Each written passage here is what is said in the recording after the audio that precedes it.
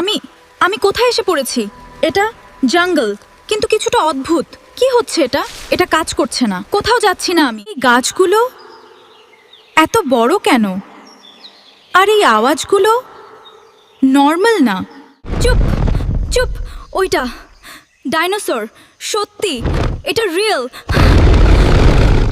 এই ফুটপ্রিন্টটা দেখো, এটা কোনো অ্যানিমাল না, এটা ম্যাসিভ কিছু। রান, ওটা আমার পেছনে আসছে। আমি বাঁচতে চাই। পৃথিবীটা লিটারালি এক্সপ্লোড করছে।